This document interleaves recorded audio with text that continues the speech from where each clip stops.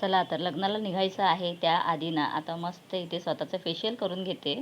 तर लग्न असणार आहे हैदराबादमध्ये, तर आज संध्याकाळी आमची गाडी आहे.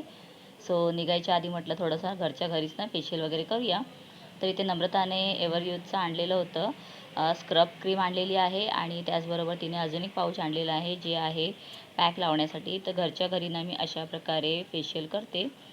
सो स्क्रब असेल ना की स्क्रबरने व्यवस्थित आपण आपलं फेस जे आहे ते अपर डायरेक्शनमध्ये असं व्यवस्थित मसाज केलं ना की खूप छान असा ग्लो पण येतो आणि एक रिलॅक्सेशन असतं ना फेसवर ते आपल्याला जाणवतं. शांतपणे करायचं. ॲक्च्युली आता व्हिडिओ थोडा फॉरवर्ड केलेला आहे ना त्यामुळे थोडं फास्ट वाटतं आहे. तर आता इथे ना पाण्याचा हात लावून थोडंसं मी आपला हात ओला करून घेतला आणि त्याच्याने चांगलं होईल तेवढं मस्त एकदम मसाज करते.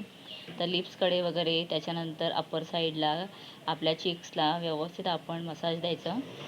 सो छान वाटतं असं स्वतःचं कधी कधी आपण पॅम्परिंग केलं ना की खूप छान वाटतं. असं तर तुम्हाला माहीत आहे रोजच्या माझ्या शेड्यूलमध्ये मला एवढं बिझी माझं असतं, क्लास हे ते घरचं काम करणं, त्याच्यामध्ये ना मला काहीही करण्याची अशी संधी मिळत नाही. पण कधीतरी आईकडे गेली ना तर सारिका नक्कीच मला म्हणजे हमखास ती करूनच पाठवते.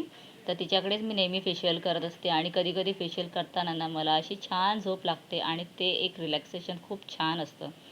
सो आता फेस धुवून घेतलेला आहे आणि थोडं स्क्रब ना मी हातांना पण केलं त्याच्यामुळे पण हात पण सॉफ्ट वाटत आहेत. आणि आदल्या दिवशीच आता आम्ही रिसॉर्टला पण गेलेलो त्यामुळे फेस टॅन पण झालेला होता.